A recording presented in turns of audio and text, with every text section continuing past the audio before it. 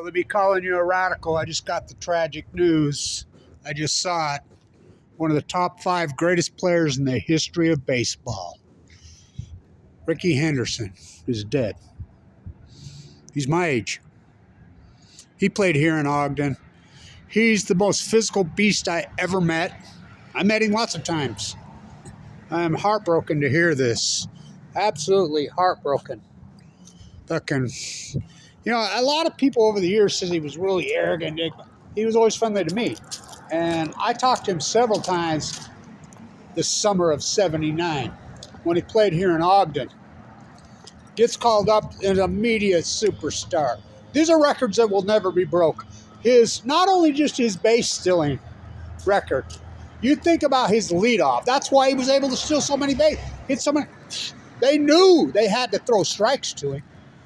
I mean, you're talking one of the most.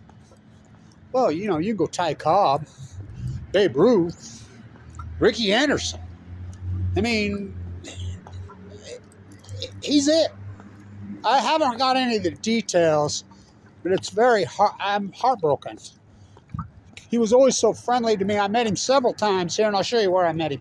I used to talk to him summer of '79. I loved watching him play. He was unbelievable. Not just his base stealing, with that bat, with that glove. Oh my God. I mean, he's the greatest first pitch fucking leadoff hitter by a billion times. Well, they had to throw strikes to him, and he would jack them up. He hit, first pitch home runs. The incredible Rickey Henderson. Honestly, you think about it. You go Ty Cobb. In 1950, AP sports writers voted on the greatest, not athlete, the greatest baseball player of the first 50 years of the 20th century. You know who won? Not Babe Ruth. Ty Cobb. You go Ty Cobb. You go Babe Ruth. You go Rickey Henderson. For real. For real. I mean, honestly. So, the base stealing numbers are staggering.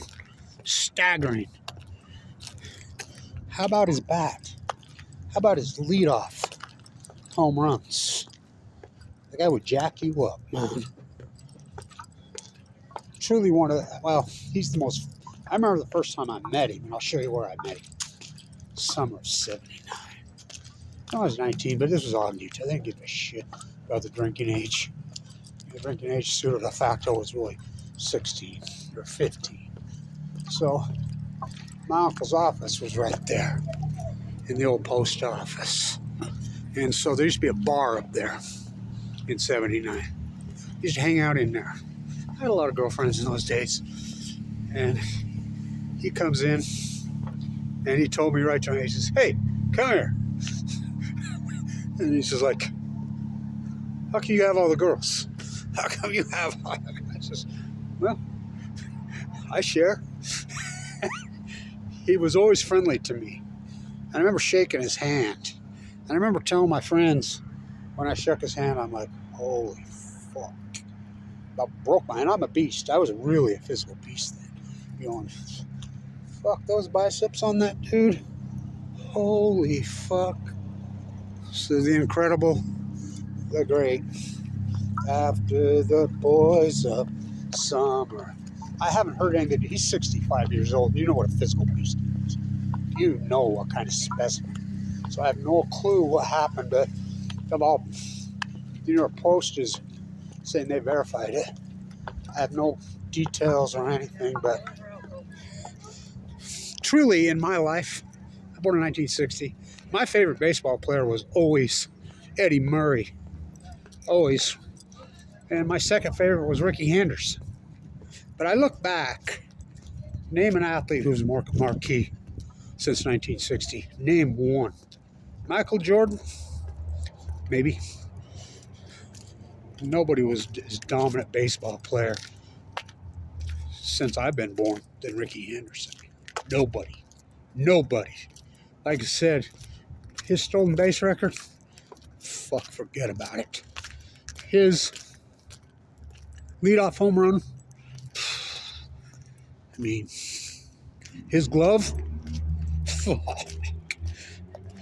When he got called up, when he left the Ogden A's, our AA team, I mean, we all loved him here. And so we followed very tightly his career. I mean, he was a superstar immediately. So he double jumped. He went from AA from Ogden right to the majors. You know, he didn't have no time. He didn't need no time to break in. Immediate superstar. Immediately a superstar. You couldn't throw him out, so he had a smart manager. They were smart enough to lead him off. I mean, because he could have been a 3 or 4 hitter, 5, because he could hit for power. But they knew you got to pitch to him. You got the greatest pitchers in the freaking world knew it. I mean, the guys that struck out everybody. They knew they couldn't walk him because he'd be on second and third base so fast it'd be 1-0 without even a hit. They knew they had to pitch to him, and he knew it. So these great pitchers, you know, what great pitchers do, they throw strikes. That's what the difference between a great pitcher and a not great pitcher is still simple. Great pitchers throw strikes. Trust their outfield and infield. Henderson knew it. He was that smart. So when they would throw a strike to him, he knew it was coming. He would fucking jump him. He was so physical and so fucking dominant, he would jack him up.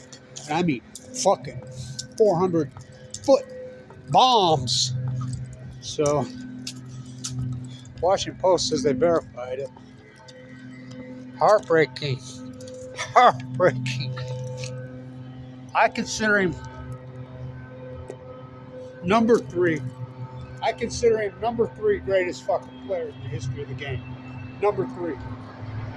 Only behind Ty Cobb or Babe Ruth. I consider him, as far as my era that I've been alive, that I've watched, number 1. Eddie Murray, number 2. Number 1. Number 1. Was the greatest athlete I ever saw in person. And I saw Stockton Malone play a lot. I watched Michael Jordan drop the shot. Very well could be.